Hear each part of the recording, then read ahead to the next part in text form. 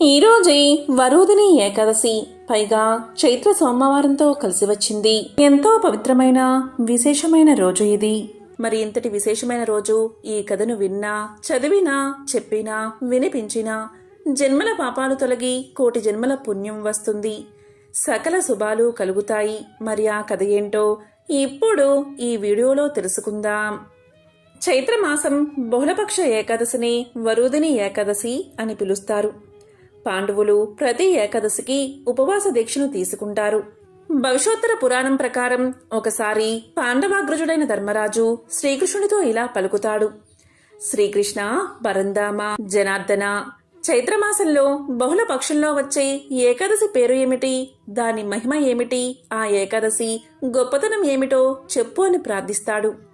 దానికి శ్రీకృష్ణుడు ఇలా సమాధానం చెప్తాడు: ఓ ధర్మరాజా, చైత్రమాసం బహుళ పక్షంలో వచ్చే ఏకాదశిని వరుదిని ఏకాదశి అని పిలుస్తారు. ఈ రోజు ఏకాదశి వ్రతాన్ని ఆచరించడం వల్ల స్త్రీలు మాంగళ్య బలాన్ని పొందుతారు. పురుషులు సత్ప్రవర్తనను, సంఘంలో గౌరవాన్ని, ధన సంపదను పొందుతారు. అంతేకాదు, వరుదిని ఏకాదశి వ్రతాన్ని ఆచరించడం 10,000 సంవత్సరాలు తపస్సు చేయడంతో సమానం. సూర్యగ్రహణ సమయంలో సువర్ణదానం చేసినంత మహాపుణ్యం ఈ ఏకాదశి వ్రతాన్ని ఆచరిస్తే లభిస్తుంది. మాంధాత చక్రవర్తి వరుదిని ఏకాదశి వ్రతాన్ని పాటించడం వల్లే కష్టాల నుంచి బయటపడ్డాడు అని స్వయంగా శ్రీకృష్ణ భగవానుడే వరుదిని ఏకాదశి మహిమను కొనియాడాడు. పద్మ పురాణం ప్రకారం ఒకప్పుడు మాంధాత చక్రవర్తి నర్మదా నది ఒడ్డున తన రాజ్యాన్ని పరిపాలించేవాడు. అతను ఎల్లప్పుడూ తన ప్రజలు సుఖంగా సంతోషంగా ఉండేలా పాలించేవాడు. ఒకరోజు మాంధాత చక్రవర్తి అడవిలో తపస్సు చేస్తున్నప్పుడు ఆ రాజుపై అకస్మాత్తుగా ఒక ఎలుగుబంటి దాడి చేసింది. దీంతో ఆ రాజు భయపడ్డాడు. అయితే ఆ రాజు ఆ ఎలుగుబంటిని చంపలేదు. ఆ సమయంలో అతను విష్ణుమూర్తిని ప్రార్థించడం మొదలుపెట్టాడు. ఆ సమయంలో ఆ భగవంతుడు ప్రత్యక్షమై తన సుదర్శన చక్రంతో ఆ ఎలుగుబంటిని చంపేశాడు. అయితే విష్ణుమూర్తి ప్రత్యక్షం అయ్యేసరికే రాజుగారి కాలును ఆ ఎలుగుబంటి తినేసిందట. దీంతో ఆ రాజు చాలా బాధపడ్డాడు. తన 2 చేతులు జోడించి విష్ణుమూర్తిని ప్రార్థిస్తూ ఇలా అన్నాడు: ఓ ప్రభు, ఇది నాకు ఎందుకు జరిగింది అని వేడుకోగా, ఇదంతా పూర్వజన్మ ఫలం కారణంగానే జరిగిందని భగవంతుడు సమాధానం చెప్పాడు. అయితే అదే సమయంలో అదే శ్రీ విష్ణుమూర్తిని తన సమస్యకు పరిష్కారం ఏమిటని కోరాడు మాంధాత చక్రవర్తి. అప్పుడు ఆ నారాయణుడు నా వరహ అవతార విగ్రహాన్ని పూజించి వరుదిని ఏకాదశి వ్రతాన్ని పాటించమని సలహా ఇచ్చాడు. దీంతో మాంధాత చక్రవర్తి ఆ దేవదేవుని ఆదేశాల ప్రకారం వరుదిని ఏకాదశి నాడు ఉపవాసాన్ని ఆచరించి ఆ దేవుడి ఆశీర్వాదంతో తాను కోల్పోయిన అవయవాలను తిరిగి పొందాడట. అప్పట్నుంచి వరుదిని ఏకాదశి హిందువులలో చాలా మంది పవిత్రమైన రోజుగా భావిస్తారు. ఈ విధంగా మాంధాత చక్రవర్తి యొక్క కథను తెలియజేసి శ్రీకృష్ణుడు ఇంకా ఇలా చెప్పసాగాడు: ఈ రోజు భక్తి శ్రద్ధలతో ఏకాదశి వ్రతాన్ని ఆచరిస్తే పాపాలన్నీ తొలగిపోతాయి, సౌభాగ్యం కలుగుతుంది. ఓ ధర్మరాజా, మానవులు సమస్త పాపాలను హరించే వరుదిని ఏకాదశి వ్రత మహత్యం వల్లే పరమశివుడి హోంకారం నుంచి ఉద్భవించిన కాలభైరవుడు తన చేతికి అంటుకున్న బ్రహ్మదేవుడి కపాలం నుంచి విముక్తిని పొందాడు. ఎవరైతే భక్తి శ్రద్ధలతో ఈ వ్రతాన్ని ఆచరిస్తారో అటువంటి వారి సమస్త కోరికలు నెరవేరతాయి. ఓ ధర్మరాజా, ఈరోజు అన్నదానం వల్ల కలిగే పుణ్యాన్ని వర్ణించలేము. దాని గురించి చెప్తాను విను. గుర్రం దానం చేసిన దానికంటే ఏనుగులు దానం చేయడం శ్రేష్టం. ఏనుగులు దానం చేయడం కన్నా భూమిని దానం చేయడం శ్రేష్టం. భూమిని దానం చేయడం కన్నా నువ్వులు దానం చేయడం శ్రేష్టం. నువ్వులు దానం చేయడం కన్నా బంగారం దానం చేయడం శ్రేష్టం. బంగారాన్ని దానం చేయడం కన్నా అన్నదానం చేయడం మిక్కిలి శ్రేష్టం.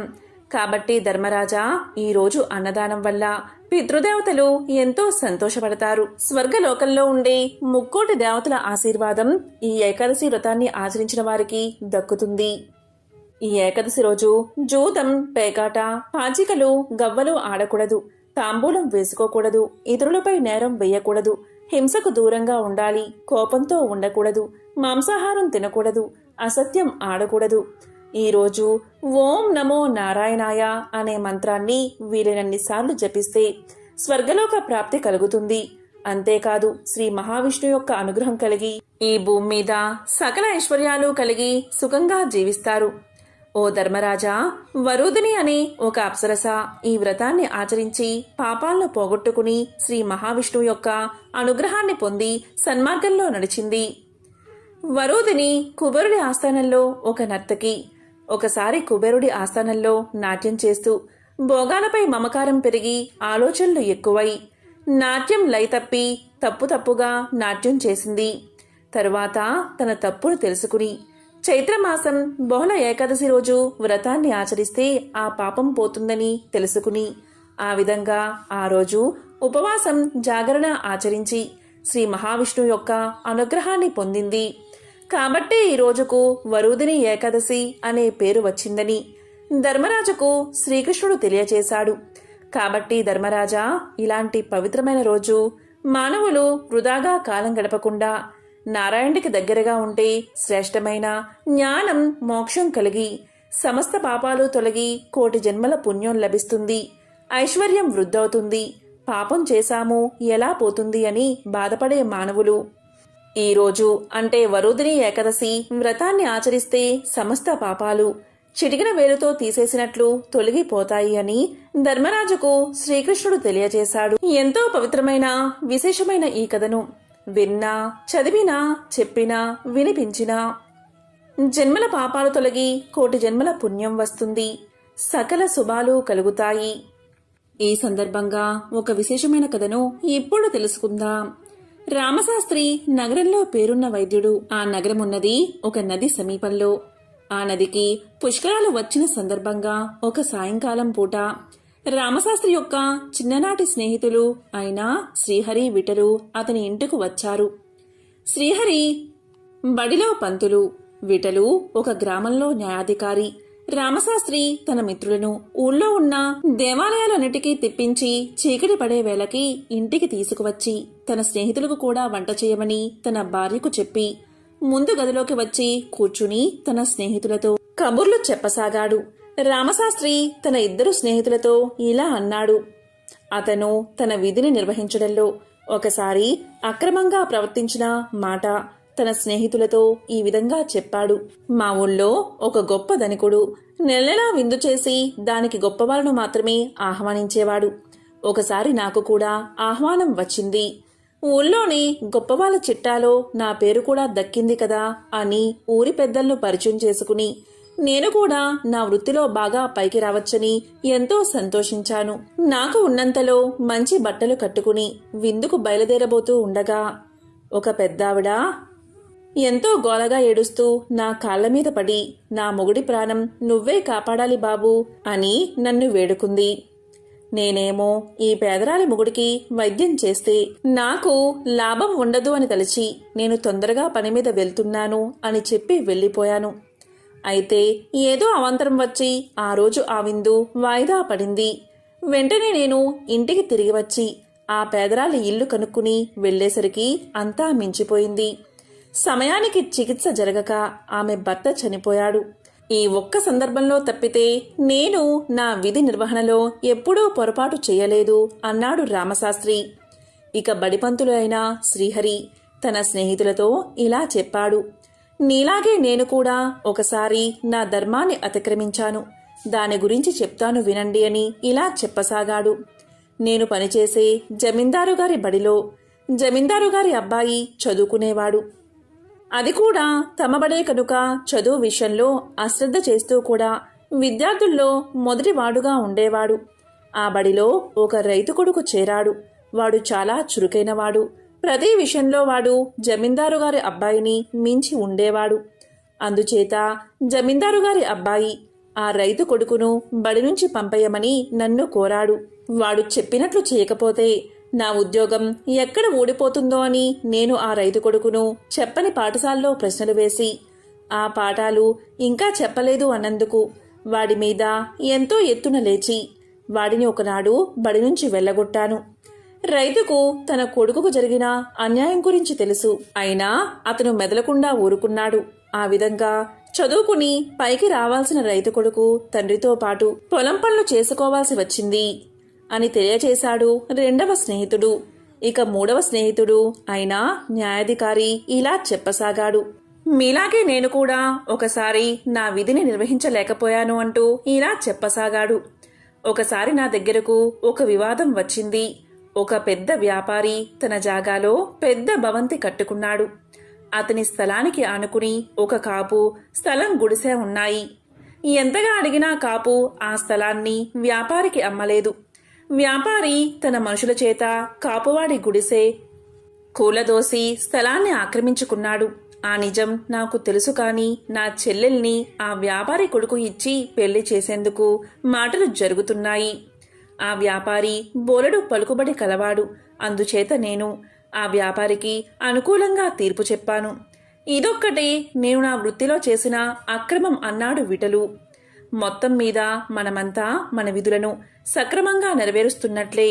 ఇక భోజనాలకి లేద్దాము అంటూ రామశాస్త్రి వంటింట్లో అడుగుపెట్టి నిర్ఘాంతపోయాడు. అతని భార్య వంట చేసే ప్రయత్నంలో లేదు.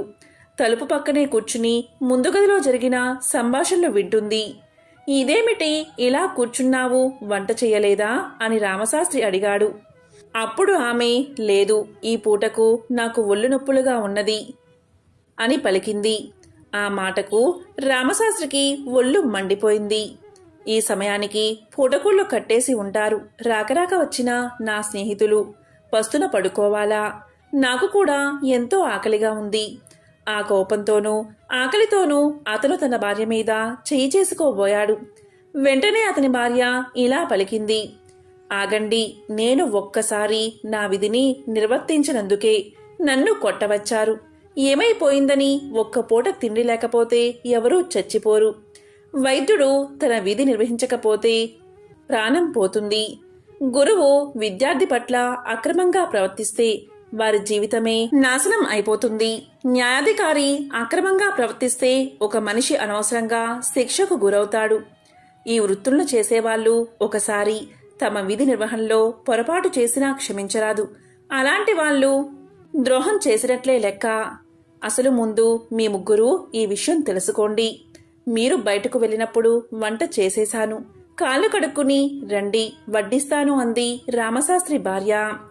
ఆమె అన్న మాటలకు ఆ ముగ్గురు సిగ్గుతో తలదించుకున్నారు. కాబట్టి ఎంతో పవిత్రమైన ఈ రోజు ఈ కథను విన్నా, చెప్పినా, చదివినా సకల శుభాలు కలుగుతాయి. జన్మల దోషాలు తొలగి కోటి జన్మల పుణ్యం వస్తుంది.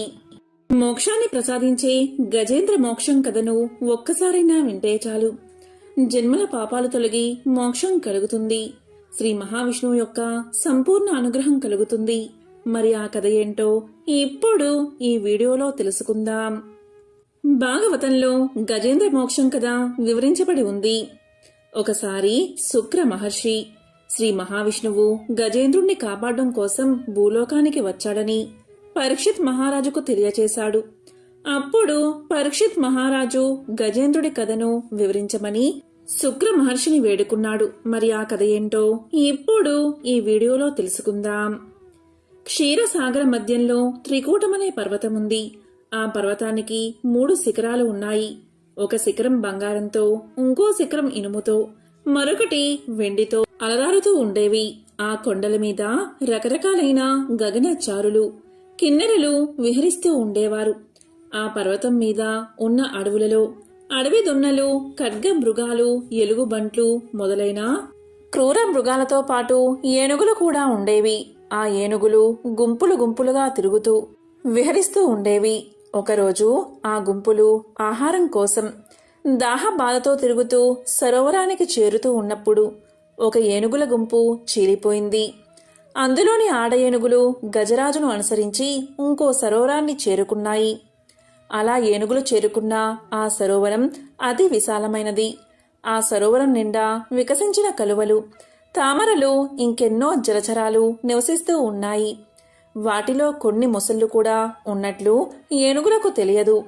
ఆడ ఏనుగులు దాహ బాధ తీర్చుకుని జలక్రీడలు జరిపి బయటకు వచ్చిన తరువాత గజరాజు కూడా సరోవరంలోకి ప్రవేశించి నీళ్లు తాగి తొండం నిండా నీరు నింపి గగనవీధిలోకి చిమ్ముతున్నాడు. ఆ విధంగా నీటిని చిమ్ముతూ ఉంటే సరోవరంలోని కర్కాటక మీనాలు రోదసిలోని మీన కర్కాటకాలను చేరినట్లు కనిపించింది. ఇలా ఆ గజరాజు జలక్రీడ జరుపుతూ ఉన్న సమయంలో ఆ చెరువులో ఉన్న ఒక ముసలి ఆ గజరాజు యొక్క కాలును పట్టుకుంది. పట్టు విడిపించుకుని తొండంతో దెబ్బ తీయాలని ఆ ఏనుగు చూసింది. వెంటనే ఆ ముసలి ఏనుగు యొక్క ముందు కాళ్ళు పట్టుకుంది. ఆ ఏనుగు తన దంతాలతో ముసలిని కుమ్మి విడిచింది. అప్పుడు ఆ ముసలి వెనుకవైపు వచ్చి ఏనుగు తోకను కుమ్మి చీల్చింది. అలా ఆ కరి మకరం ఒకదాన్ని ఒకటి కుమ్మి చీల్చుకుంటూ ఉండగా కరిబలం సన్నగిల్లుతుంది. జలమే తన నివాస స్థానం అవడం వల్ల మకరం బలం అంతకంతకు పెరుగుతూ ఉండడంతో గజరాజు నీరసిస్తుంది. ఈ విధంగా ముసలితో పోరు సాగించలేక దీనావస్థలో పడిన ఆ గజరాజు మకరాన్ని గెలవడం తన వల్ల కాదు అని నిశ్చయించుకుని తన్ని రక్షించమంటూ సర్వేశ్వరుడైన నారాయణుణ్ణి ప్రార్థించాడు. ఈ విధంగా ప్రార్థించాడు. అక్కడెక్కడో వైకుంఠపురంలోని ఓ మూల ఒక సౌధం. ఆ సౌధ పరిసరాల్లో మందారవనం, అందులో అమృత సరస్సు. అక్కడ మంచంపై లక్ష్మీదేవితో వినోదించు శ్రీమన్నారాయణుడికి ఏనుగు పాహి పాహి అని పెట్టిన కేక వినిపించగానే వెంటనే బయలుదేరాడు మహావిష్ణువు. భక్తుణ్ణి రక్షించడానికి భగవంతుడు బయలుదేరిన తీరు అమోఘం. గజేంద్రుడి ప్రాణాలు కాపాడాలి అనే ఉత్సాహంతో నిండిపోయిన విష్ణుమూర్తి లక్ష్మీదేవికి చెప్పలేదు. శంఖ చక్రాలను రెండూ చేతుల్లోకి తీసుకోలేదు. సేవకులనెవరినీ పిలవలేదు. గరుడ వాహనాన్ని సిద్ధపరుచుకోలేదు. చివదుద్దు వరకు జారిన జుట్టు చక్కదిద్దుకోలేదు. ప్రణయ కలహంలో ఎత్తిపట్టిన లక్ష్మీదేవి కొంగైనా వదల్లేదు. అలా వెళ్తున్న నారాయణ్ణి చూసి మహాలక్ష్మి తన మనసులో ఈ విధంగా అనుకుంది. ఏ దుష్ట దుశ్శాసనుడు కబంధ హస్తాల్లోనైనా చిక్కుకున్న ద్రౌపదీదేవి వంటి ఇల్లాలు మొరపెట్టుకుంటుందా? మళ్ళీ పరమమూర్ఖుడైన సోమకాసురుడు వేదాలను దొంగలించడానికి వచ్చాడా? అసురులు అమరావతిపైకి దండెత్తి వస్తున్నారా? ప్రహ్లాదుడు వంటి భక్తులను హింసించే హిరణ్యాక్షుడు మళ్లీ బయలుదేరాడా అని సంశయించి ఆయన వెంట బయలుదేరింది. ఆ విధంగా గజరాజు ఉన్న సరోవరాన్ని చేరుతూనే తన సుదర్శన చక్రాన్ని విడిచిపెట్టాడు మహావిష్ణువు. ఆ సుదర్శన చక్రం విస్ఫులింగాలు చిమ్ముతూ మరుక్షణంలో సరోవరంలోకి ప్రవేశించి ఆ ముసలి తలను ఖండించింది. వెంటనే గజేంద్రుడు ఊపిరి పీల్చుకుని కొల నుండి బయటకు వచ్చి కరణీ బృందాన్ని చేరి సంతోషంతో తొండం ఎత్తి పలకరించాడు. అప్పుడు శ్రీహరి తన శంఖాన్ని పూరించాడు. ఆ పాంచజన్యపు ధ్వని శత్రుజనానికి హృదయ విదారకం, సజ్జనులకు ఉల్లాసభరితాన్ని కలిగిస్తుంది. అప్పుడు నారాయణుడు తన కర స్పర్శతో ఆ కరిని అనుగ్రహిస్తాడు. ఆ అనుగ్రహంతో ఆ గజరాజు వైకుంఠాన్ని చేరుకుంటాడు.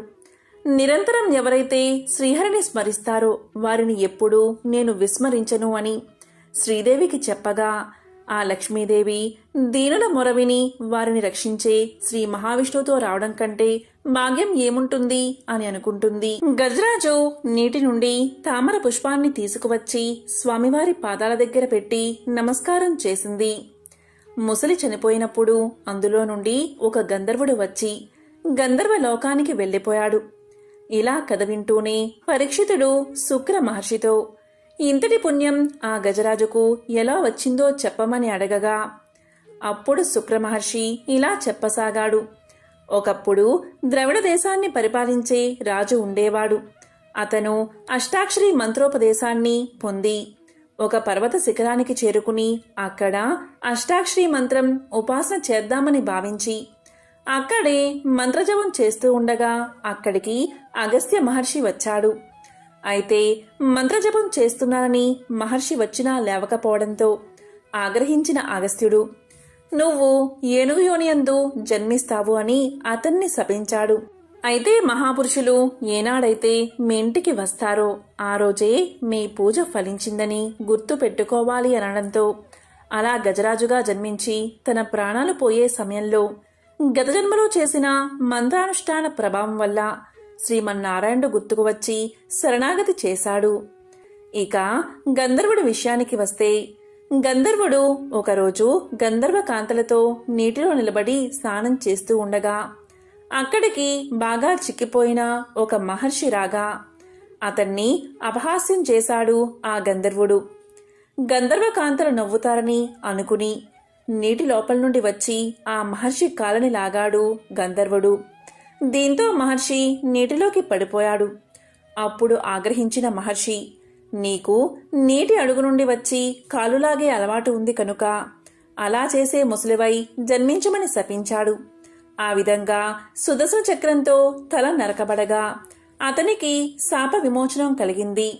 అందుకే గంధర్వుడయ్యి గంధర్వ లోకానికి వెళ్లిపోయాడు. ఈ విధంగా గజేంద్ర మోక్షం కథను శుక్ర మహర్షి పరీక్షిత్ మహారాజుకు తెలియజేశాడు. ఈ విధంగా భాగవతంలో చెప్పిన కథలన్నీ ఒక ఎత్తు అయితే గజేంద్ర మోక్షం ఒక ఎత్తు. ఎవరైతే ఈ గజేంద్ర మోక్షం కథని శ్రద్ధగా వింటారో వారి పాపాలన్నీ పరిహరించబడతాయి.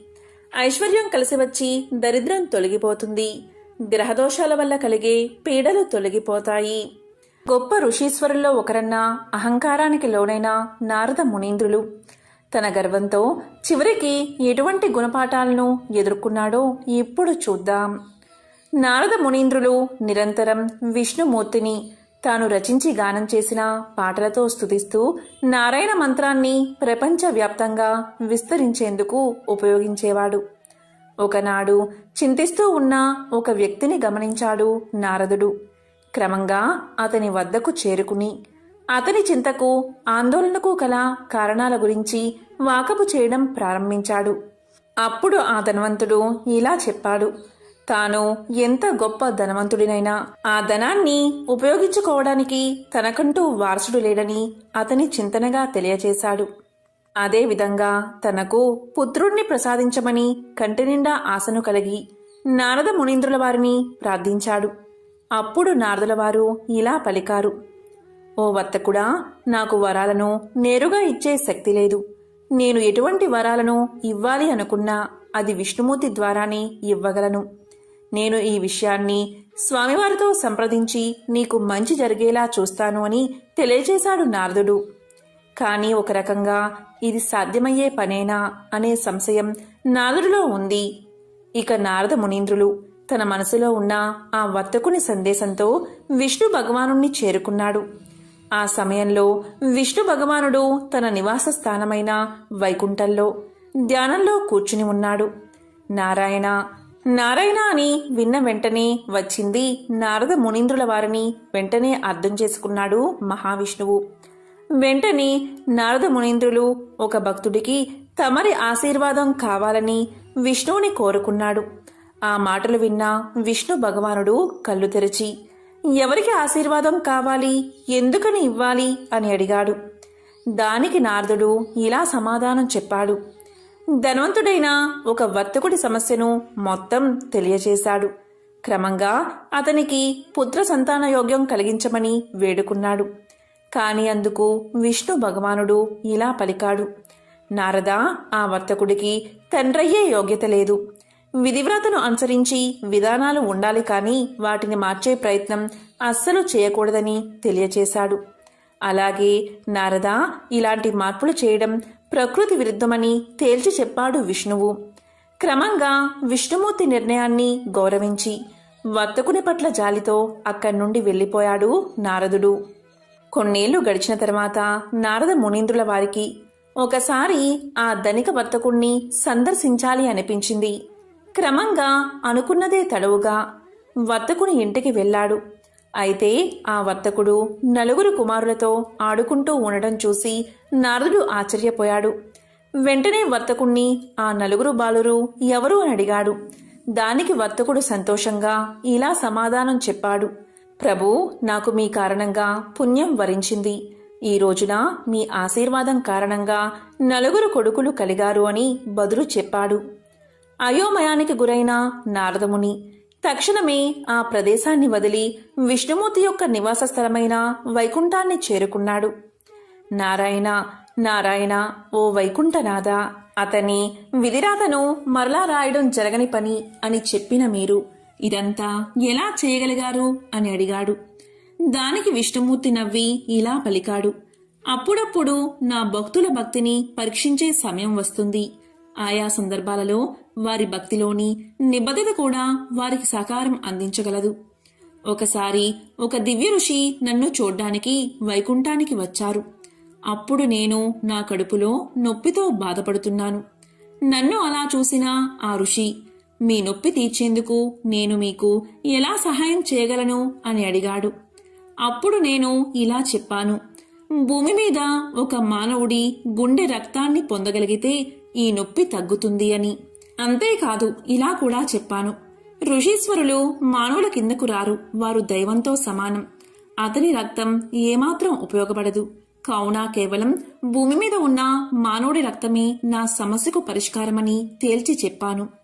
క్రమంగా మానవ రక్తాన్ని సాధించడంలో ఆ ఋషీశ్వరుడు ప్రపంచవ్యాప్తంగా తిరగడం ప్రారంభించాడు. దేవుడికి మీ రక్తం అవసరమని, అతని కడుపులోని బాధను తీర్చేందుకు మీ సహకారం అవసరమని ప్రతి ఒక్కరికి చెప్పాడు. కానీ దీని పట్ల ప్రజలు విశ్వాసాన్ని చూపలేదు. క్రమంగా ఆ ఋషి మీరు నాకు చెప్పిన అదే వర్తకుడి దగ్గరకు చేరుకున్నారు. వర్తకుడు కేవలం తనను దైవఋషి అని మాత్రమే గుర్తించకుండా అతన్ని నమ్మాడు కూడా. కత్తితో తన ఛాతిని పొడుచుకుని అతను కోరుకున్న విధంగా 4 చుక్కల రక్తాన్ని అందించాడు. అతని ధైర్య సాహసాలకు, నాపై ఉన్న ప్రేమ, భక్తి మరియు విజ్ఞానానికి మెచ్చిన నేను ఆ వర్తకుణ్ణి ఆశీర్వదించాను. క్రమంగా ఇప్పుడు అతనికి సంతాన యోగ్యం కలిగిందని తెలియజేశాడు మహావిష్ణువు. క్రమంగా నారదముని విష్ణుమూర్తి అందరినీ ఒక కంట గమనిస్తూనే ఉంటాడని, మరియు ఆయా వ్యక్తుల పాపపుణ్య ఫలాలను, భక్తి ప్రపత్తులను, నిబద్ధతను ఉద్దేశించి వారి కోరికల సాధ్య అసాధ్యాలు ఉంటాయని గ్రహించాడు. మనిషి తన కష్టం తాను చేసినప్పుడే దేవుడి ఆశీర్వాదాలను కోరుకునేందుకు కూడా అర్హత సాధించగలడు. ప్రయత్న శూన్యంగా దేవుణ్ణి ప్రార్థించి వరాలను ఆశించడం మూర్ఖత్వమే అవుతుంది. నలుగురితో మంచిగా ఉంటూ సద్గుణ సంపన్నుడై నలుగురికి ఆదర్శప్రాయంగా మెలిగే ఎటువంటి వ్యక్తి అయినా దేవుని కనుసన్నల్లోనే ఉంటారని ఈ కథ ద్వారా అర్థమవుతుంది. బ్రహ్మ మానస పుత్రుడైన నారద మహర్షి నిరంతరం హరినామ సంకీర్తన చేస్తూ త్రిలోక సంచారం చేసేవాడు. విష్ణు భక్తుల్లో అగ్రగణ్యుడిగా ముల్లోకాల్లో అందరూ ఆయన్ని గౌరవించేవారు. దాంతో లోకంలో తనను మించిన విష్ణు భక్తుడు ఎవరూ లేరనే గర్వం మొదలైంది నారదుడిలో. అయితే ఆ మాటను సాక్షాత్తు విష్ణువు నోటనే చెప్పించాలి అనుకున్నాడు నారదుడు. అనుకున్నదే తడవుగా వైకుంఠానికి చేరుకున్నాడు. శేషతల్పంపై విశ్రాంతి తీసుకుంటున్న విష్ణువును దర్శించుకుని యథాప్రకారం హరినామ సంకీర్తనం ప్రారంభించాడు నారదుడు. మహావిష్ణువు మహదానందంగా నారదుడి సంకీర్తనను అరమోడ్పు కన్నులతో పరవశుడై ఆస్వాదించాడు. సంకీర్తన తర్వాత నారదుణ్ణి కుశల ప్రశ్నలు వేశాడు. కుశల ప్రశ్నలు పూర్తయ్యాక నారదుడు తన మనసులోని మాటను బయటపెట్టాడు. దేవా, నాదో చిన్న సందేహం, మీరే దాన్ని తీర్చాలి అంటూ వినయంగా అర్థించాడు. ఏమా సందేహం, సంకోచించకుండా అడుగు అన్నాడు విష్ణువు చిరునవ్వులు చిందిస్తూ. ముల్లోకాల్లో మిమ్మల్ని కొలిచే భక్తులలో ఎవరు అగ్రగణ్యుల్లో మీ నోటని తెలుసుకోవాలి అనుకుంటున్నాను దేవా అన్నాడు నారదుడు. దానికి మహావిష్ణువు, ఇదేమంత పెద్ద సందేహం, అదిగో భూలోకంలో అటు చూడు, అక్కడ కనిపిస్తున్న పొలంలో పనిచేసుకుంటున్నాడో రైతు అన్నాడు విష్ణువు. చూశాను ప్రభు అన్నాడు నారదుడు. అందరికంటే అతడే నా భక్తుల్లో అగ్రగణ్యుడు అన్నాడు విష్ణువు. హతాశుడయ్యాడు నారదుడు. తన పేరే చెబుతాడు అనుకుంటే ఎక్కడో మారుమూల గ్రామంలో పొలాన్ని సాగు చేసుకునే రైతు రోజుకి 4-5 సార్లు కంటే నారాయణ్ణి తలుచుకోని సామాన్యుడు తన భక్తుల్లో అగ్రగణ్యుడని చెప్పడానికి మహావిష్ణువుకి మనసెలా వచ్చింది అని మదనపడసాగాడు నారదుడు. నారదుడి అంతర్మదనాన్ని గ్రహించిన విష్ణువు, నారదా, నువ్వే అతడి వద్దకు వెళ్ళు, అతడి భక్తి ఏపాటిదో నీకే తెలుస్తుంది అన్నాడు. ఇదేదో తేల్చుకోవాలి అనుకున్నాడు నారదుడు. సరే అంటూ భూలోకానికి చేరుకున్నాడు. నేరుగా ఆ రైతు ముందు ప్రత్యక్షమయ్యాడు. తన ఎదుట సాక్షాత్తు నారద మహర్షి ప్రత్యక్షం కావడంతో ఆ రైతు పరమానంద భరితుడయ్యాడు. అయ్యా, మహావిష్ణువు ఎలా ఉన్నారు? వైకుంఠంలో ఆయన క్షేమమేనా? అభాగ్యుణ్ణి, ఎప్పుడో తప్ప ఆయన్ని తలుచుకునే తీరికే ఉండదు నాకు. మీ దర్శనంతో సాక్షాత్తు విష్ణువుని చూసినంత ఆనందం కలుగుతుంది అంటూ నారదుడికి అతిథి మర్యాదలు చేశాడు. నారదుడు తిరిగి బయలుదేరే ముందు, అయ్యా, చిన్న కోరిక అన్నాడు ఆ రైతు. ఏంటో చెప్పమన్నట్లుగా చూశాడు నారదుడు. ఒక కుండలో పాలు తెచ్చి ఇచ్చాడు రైతు. అయ్యా, నా కానుకగా ఈ పాలకుండను వైకుంఠానికి తీసుకువెళ్ళి విష్ణుదేవులకి నివేదించండి అన్నాడు రైతు. అప్పుడు నారదుడు అదెంత పని అంటూ పాలకుండ తీసుకుని వైకుంఠానికి బయలుదేరాడు. అయితే పాలు ఎక్కడ తొనిగిపోతాయో అనే భయంతో జాగ్రత్తగా కుండను పొదివి పట్టుకున్నాడు. మొత్తానికి ఎలాగోలా వైకుంఠానికి చేరుకుని విష్ణువును దర్శించుకున్నాడు. రైతు ఇచ్చిన పాలకుండను అందించాడు. దేవా, ఆ రైతుకు ఎప్పుడో తప్ప మిమ్మల్ని తలుచుకునే తీరిక ఉండదట. రోజుకు 4-5 సార్లు తలుచుకుంటాడట అన్నాడు ఫిర్యాదు చేసినట్లుగా. ఈ పాలకుండను తెస్తున్నప్పుడు నువ్వు నన్ను ఎన్నిసార్లు తలుచుకున్నావు అని ప్రశ్నించాడు విష్ణువు. ఒక్కసారి కూడా తలుచుకోలేదు. నా దృష్టి మొత్తం పాలకుండపైనే ఉంది. పాలెక్కడ తొనికిపోతాయో అనే ఆందోళనే నా మనసంతా నిండిపోయింది అని తలదించుకుని బదులిచ్చాడు నారదుడు. రోజంతా శ్రమిస్తూ ఉన్నప్పటికీ నన్ను మర్చిపోకుండా రోజుకు కనీసం 4-5 సార్లు అయినా తలుచుకుంటున్నాడు కదా ఆ రైతు అన్నాడు విష్ణువు. ఆ మాటతో నారదుడి గర్వం నశించింది. ఆ రైతు తనకంటే ఎందుకు గొప్ప భక్తుడో అర్థమైంది. ఓం నమో నారాయణాయ. ఓం నమః శివాయ.